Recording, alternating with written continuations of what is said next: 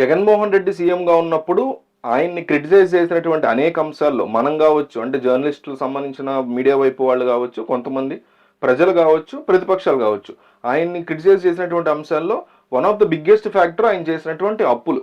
2014 to 19 కూడా చంద్రబాబు నాయుడు అప్పులు చేశారు, కానీ జగన్మోహన్ రెడ్డి దాన్ని పీక్కి తీసుకెళ్లిపోయారు. కార్పొరేషన్ లాంటిది పెట్టి మరి దాని మీద అప్పులు తీసుకొచ్చారు. మందుకు సంబంధించిన ఆదాయాన్ని తాకట్టుగా పెట్టి అప్పులు తీసుకొచ్చారు. అప్పులను ఈ రకంగా కూడా తీసుకురావచ్చా అనేటువంటి ఒక ట్రెండ్ సృష్టించారు.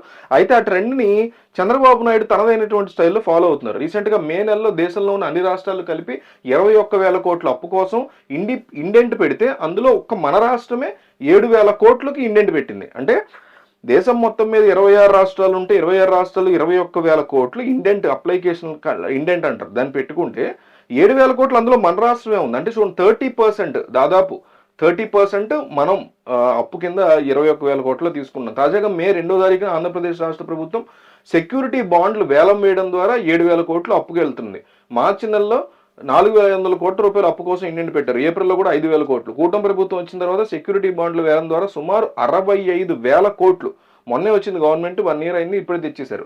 అలాగే ఏపీఎండిసి గనుల ప్రభుత్వ గ్యారంటీతో తాకట్టు పెట్టి 9,000 కోట్లు అప్పు చేశారు. అంటే జగన్మోహన్ రెడ్డి నేర్పించినట్టున్నారు చంద్రబాబు నాయుడుకి ఎట్లా అప్పులు చేయాలో. అలా చేయడం తప్పని చెప్పి ఈయన కూడా అదే రకమైనటువంటి పందాలు చేస్తున్నారు. తప్పని చెప్పి కాదు, ఖచ్చితంగా తప్పు. దాన్ని కూడా ఈయన ఈ రకంగా ఫాలో అయ్యే పరిస్థితి. సో ఇక్కడ జగన్మోహన్ రెడ్డి అప్పులు చేస్తున్నారు కాబట్టి చంద్రబాబు తిట్టారు, ఎందుకు అప్పు చేస్తున్నారు అని కాదు ఇక్కడ పాయింట్. అసలు ప్రభుత్వాలకి యాక్సెప్టెన్స్ అనేది ఎందుకు ఉండదు? First question. మోడీ దగ్గర నుంచి కేఏ పాల్ వరకు అధికారంలోకి ఎవరు వచ్చినా లేదా ప్రతిపక్షంలో ఒక ఉన్నత పరిస్థితిలో ఎవరన్నా ఉన్నా వీళ్ళు ఒక థింగ్ యాక్సెప్ట్ చేయరు. ఎందుకంటే ఈ దేశం ఎకనామికల్గా చాలా చాలా చాలా ఇబ్బందికర పరిస్థితిలో ఉంది. ఆ ఇబ్బందికరలో ఉన్న పరిస్థితిని ఇల్లే ఉంది, ఇంట్లో ఉన్నాం నలుగురం, అమ్మ నాన్న కొడుకు కోడలు, లేకపోతే అమ్మ నాన్న కూతురు అల్లుడు ఉన్నారు. ఈ ఇంటిని దివాలా తీస్తున్నటువంటి ఇంటిని ఇంకా అప్పులు చేసి ఇంట్లో కొత్త పనులను పెట్టుకోవడం, ఇవి చేయడం అవి చేయడం, కాస్ట్ కటింగ్ అది లేకుండా, లేకపోతే వచ్చినటువంటి డబ్బుల్ని అప్పు చేసి తెచ్చినటువంటి డబ్బులు మొత్తాన్ని తాయిలాగా ఆళ్ళకేళ్ళకి పంచిపెట్టేయడం, మనల్ని పొగిడే వాళ్ళకి మనకు ఓట్లు వేసే వాళ్ళకి పంచిపెట్టేయడం, ఈ కైండ్ ఆఫ్ అట్మాస్ఫియర్ని సృష్టించినటువంటి ఈ రాజకీయ నాయకులు ఎప్పటి నుంచో, ఎన్నో సంవత్సరాల నుంచి, దాదాపు 30-40 సంవత్సరాల నుంచి, పర్టికులర్ పేర్లు చెప్పే కొద్దీ వాడంటున్నావో ఈడు కాదు ఆడంటున్నావు, ప్రతి ఒక్కడు ఈచ్ అండ్ ఎవ్రీ పర్సన్ ఓట్ల కోసం, ఓటింగ్ మనం పంచేటువంటి డబ్బు వల్ల కావచ్చు, మనం చేసేటువంటి పనులు కావచ్చు, మనకి ఓటు పడితే ఆ అధికారం అనేటువంటి పీఠం వస్తుంది. ఆ పీఠం మీద దర్జాగా మనం అధికారం అనేటువంటి ఆ ఈగోని ఎంజాయ్ చేయొచ్చు, ఆ అహంకారాన్ని అనేది అల్టిమేట్ రూట్ కాజ్ అదే. దాంట్లోంచి వీళ్ళు స్కీమ్స్ పెట్టినా ఇంకోటి పెట్టినా సరే, నిజంగా వికలాంగులు ఇబ్బందికర పరిస్థితిలో ఉన్నవాళ్ళు, బాగా ముసలి వాళ్ళకి ఏ ప్రభుత్వం అయినా ఇవ్వాలి. భవిష్యత్తు తరాలు అట్లా ముసలి వాళ్ళు అయిన తర్వాత కూడా సేవ్ చేసుకోవడం ఎట్లాగో వాళ్ళకి అది నేర్పించాలి. అది మానేశారు. అదంతా మానేసి కంప్లీట్గా తాయిలాలు పంచడం, మీకు డబ్బు ఇస్తా ఓటేయండి. ఇదివరకు ఎట్లా ఉండేది, డబ్బులు పంచితే ఓటేయడం అనే కాన్సెప్ట్ ఉండేది. ఇప్పుడు అది నడుస్తుంది. దాంతోపాటు 5 సంవత్సరాలు కూడా నేను నీకు పంచుతాను, ఆ తర్వాత నువ్వు నాకు కేసీఆర్ అయినా, రేవంత్ అయినా, జగన్ అయినా, చంద్రబాబు, పవన్ కళ్యాణ్ అయినా, మోడీ అయినా, రాహుల్ గాంధీ అయినా, డిగ్రీస్ డిఫరెన్స్.